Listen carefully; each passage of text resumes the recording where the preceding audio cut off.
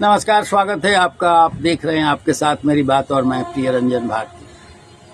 प्रशांत किशोर यानी पीके ने टेंशन दे दी है। टेंशन दे दी है नीतीश कुमार और उनके लोगों को। वो कह रहे हैं अपनी जनसुराज यात्रा के दौरान लगातार ये कहते जा रहे हैं कि नीतीश कुमार को कोई अब पूछता नहीं है, लेकिन नीतीश कुमार बदलेंगे, अभी एक ज़रूरत है और इसलिए उनको बीजेपी ने सर पे चढ़ा रखा है। बीजेपी जानती है, बेहतर जानती है कि इनका औचित्य अब नहीं रह गया है, लेकिन केंद्र में सरकार चलानी है, इसलिए इनका महत्व है। और जब तक केंद्र में सरकार फलती फूलती रहेगी तब तक नीतीश कुमार का वजूद बना रहेगा, चाहे वो काम के हों या किसी भी काम के ना रहे। लेकिन नीतीश कुमार तो हैं, और नीतीश कुमार बिहार में आइकॉन बने हुए हैं। आइकॉन बने हुए हैं अपने समर्थकों के, अपनी पार्टी के नेताओं के। नीतीश कुमार के नाम पर वोट है और नीतीश कुमार के नाम पर वोट की राजनीति हो रही है। जी हाँ, मैं बात इसलिए ये कह रहा हूँ कि अभी 2 दिनों बीते हैं कि उनके एक मंत्री और नेता जो उनको खुद चहेता बताते हैं और कहते हैं कि मैं नीतीश कुमार को अपने पिता के समान मानता हूं, उस अशोक चौधरी ने एक फेसबुक पोस्ट किया था और एक कविता उन्होंने पोस्ट की थी और उस कविता पर बवाल मचा। मैं ये बात इसलिए आपसे साझा कर रहा हूं कि नीतीश कुमार को लेकर उनकी पार्टी के नेताओं में किस तरह से जंग छिड़ी है कि कौन नीतीश कुमार का सबसे बेहद करीबी है और कौन उन्हें बिल्कुल अपना आदर्श मानता है। इसे लेकर के जंग छिड़ी है। तो अशोक चौधरी ने जो पोस्ट किया उसकी एक लाइन पहले थी कि उस कविता की पहली लाइन थी कि बढ़ती उम्र में छोड़ दीजिए। इसके अर्थ का अनर्थ लगाया गया। मुझे हैरत होती है और कई बार कोफ्त भी होती है अपने पत्रकार मित्रों के प्रति, जिनके पास कोई इशू नहीं रहता और जानबूझकर के वो इशू तैयार करते हैं। जनता दल यूनाइटेड के बड़बोले और अति महत्वाकांक्षी नेता जो खुद को नीतीश कुमार के बड़े शागिर्द और बड़े खासुल खास माने जाते हैं, वैसे नेता बढ़ चढ़ करके ये दावा करने से नहीं चूकते कि वो ही नीतीश कुमार के सबसे बेहद करीबी हैं। तो जो पोस्ट किया उसे लेकर के एक पत्रकार मित्र ने जाकर फोंफी लगा दी। फोंफी लगाई यानी पूछा किससे? तो जनता दल यूनाइटेड के प्रवक्ता नीरज कुमार से।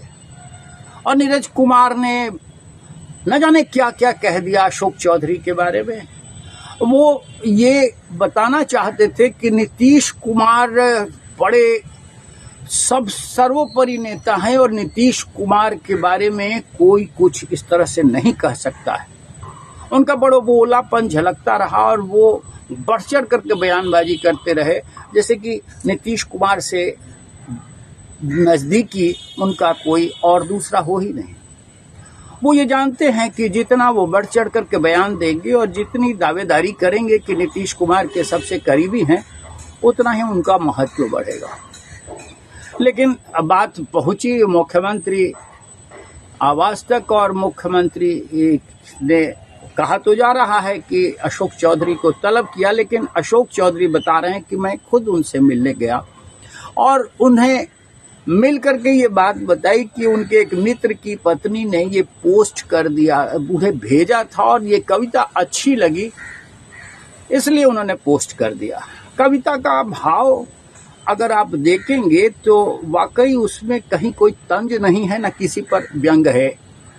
वो सीधे और सपाट शब्दों में कहा गया है कि बच्चे अगर बढ़ रहे हैं, उनका कविता की पहली लाइन ही कहती है कि बढ़ती उम्र में छोड़ दीजिए। बढ़ती उम्र होती है या उसको ढलती उम्र नहीं कह सकते हैं आप। बढ़ती उम्र जब हो गई है तो बच्चों की बढ़ोतरी का समय है, बच्चे बढ़ रहे हैं, उनकी उम्र आगे बढ़ रही है, तो उन्हें छोड़ दीजिए। बच्चों के बारे में इस तरह से कविता में जो बिंदु दिए गए हैं वो नसीहत जैसी है कि बच्चों को नियंत्रित तो कीजिए, लेकिन उनको इतना भी अंकुश मत लगाइए उन पे कि वो नियंत्रण से बाहर जाकर आपा खो बैठे। उन पर नज़र रखिए और वो अगर फैसला करते हैं कोई तो उनके फैसले को सर माथे बिठाइए।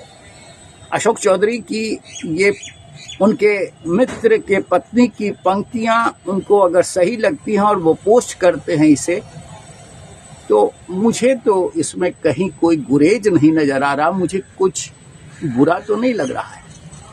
ये आज के समाज में जो आधुनिकता की आपाधापी में बच्चे बिगड़ते जा रहे हैं और न जाने क्या क्या कर दे रहे हैं, उनके लिए एक सीख तो है।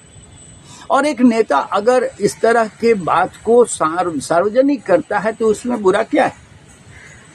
लेकिन बात उसकी नहीं है, बात यह है कि नीतीश कुमार के नाम पर उनकी पार्टी के भीतर जिन नेताओं का बड़बोलापन दिख रहा है और ये परोसने से तनिक भी वो पीछे नहीं रहना चाहते, उन पर हैरत होती है। वो परोस ये रहे हैं कि सबसे अधिक नीतीश कुमार उन्हीं के हैं, उन्हें दुलारते हैं।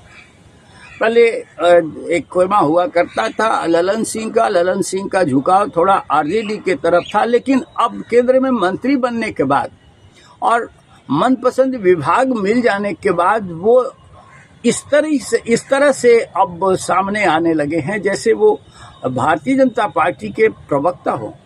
उनकी बातें और भारतीय जनता पार्टी के प्रवक्ता की बातों में कहीं अंतर नहीं दिखता है। और दूसरे एक और गुट जो नीतीश कुमार का बड़ा नजदीकी हुआ करता, संजय कुमार झा भी बना दिए गए, वो पार्टी के कार्यकारी राष्ट्रीय अध्यक्ष हैं। वो भारतीय जनता पार्टी मूल के हैं और उधर से आए थे। इसके पीछे पर्दे की कहानी ये बताई गई कि संजय कुमार झा को अमित शाह के दबाव में नीतीश कुमार की पार्टी जनता दल यूनाइटेड का कार्यकारी अध्यक्ष बना दिया गया। अब वो मंत्री शरीकाएं केंद्र में, इनकी राजनीति अब बड़ी तेजी से चल निकली है। नीतीश कुमार के आजू बाजू रहने वाले इन नेताओं को अब शायद फुर्सत नहीं है केंद्रीय राजनीति की, तो बाकी बचे लोग जो यहाँ नीतीश कुमार के आजू बाजू हैं, उनके इर्द गिर्द हैं, उनमें बड़ी होड़ सी मची है कि कौन नीतीश का सबसे नजदीकी पाया और कौन सबसे नजदीकी नेता है। इसी में ये सब हो रहा है। और मैंने अभी आपसे कहा कि पत्रकारों के सोच पर हैरत होती है कि कैसे कैसे मुद्दे तलाशते रहते हैं, उनको जनसरोकार के मुद्दों पर कोई बात करने की या फिर जनता से जुड़ा हुआ कोई ऐसा बिंदु जिसे लेकर के नेताओं की राय सार्वजनिक की जानी चाहिए, उन पर कोई उनका वास्ता नहीं होता है। ऐसे मुर्दे उखाड़ते रहते हैं, ऐसे गड़े मुर्दे उखाड़ते रहते हैं। और ये आज की नई जो पत्रकारिता की पीढ़ी है उस पर मुझे कोफ्त होती है, हैरत होती है। ये कोई इशू ही नहीं था, लेकिन इसे इशू बनाने की कोशिश की गई और अब इस पर राजनीति की गोटियां सेकी जा रही हैं।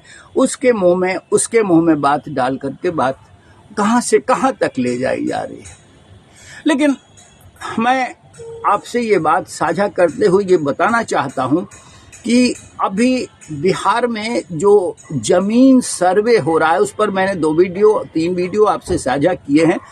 आपने मुझसे संवाद स्थापित किए, अपनी कठिनाइयां बताई हैं। मैं इस पर और भी तथ्य लेकर के आपके सामने आऊंगा। लेकिन अभी चुनाव का दौर आने वाला है और इस चुनाव के दौर में 2 बड़ी प्रतिस्पर्धा की ताकतें सामने आती दिख रही हैं।